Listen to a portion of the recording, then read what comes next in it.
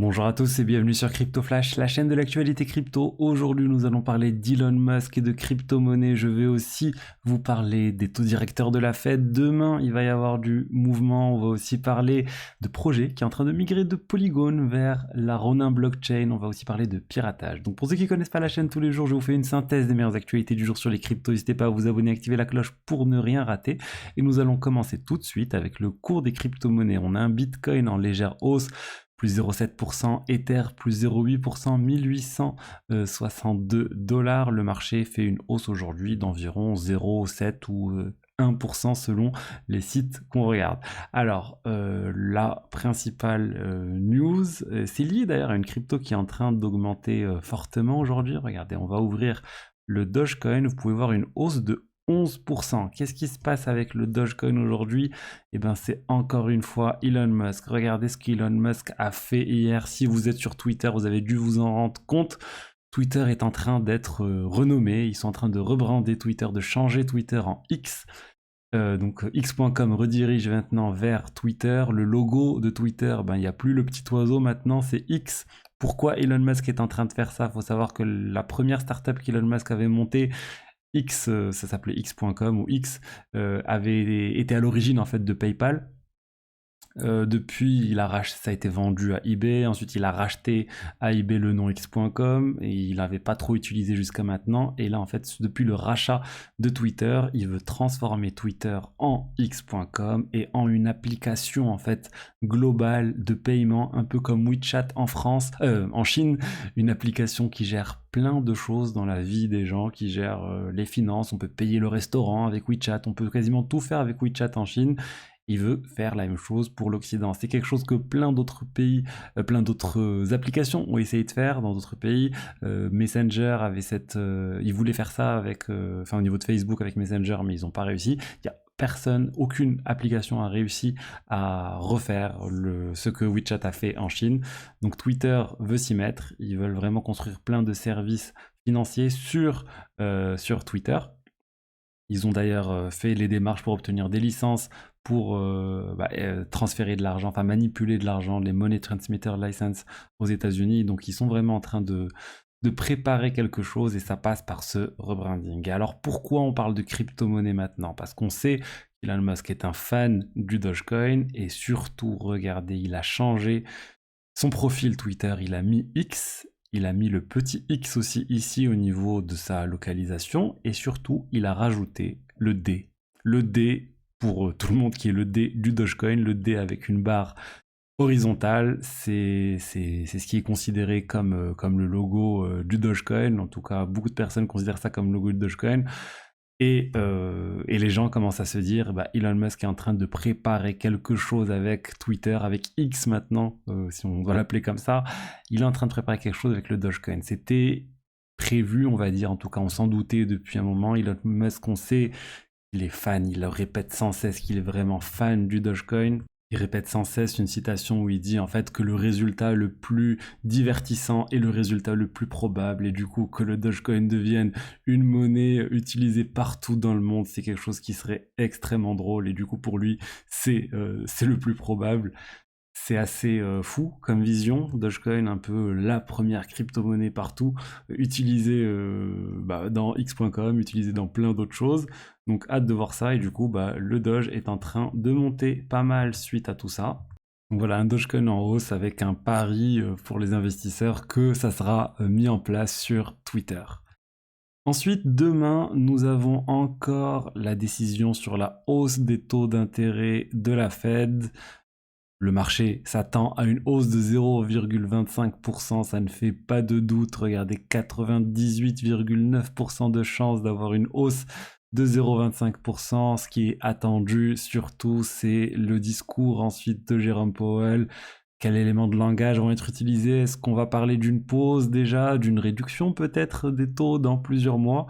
Je sais pas, honnêtement, hâte de voir tout ça, mais voilà, il y a toujours un peu de risque de volatilité suite à ces discours, suite à ces annonces. Mais bon, en tout cas, on ne devrait pas avoir de surprise avec une hausse de 0,5% par exemple des taux demain. Je voulais vous parler maintenant d'un projet NFT qui est Play to Earn, Play and Collect, qui était sur Polygon, CyberKongs.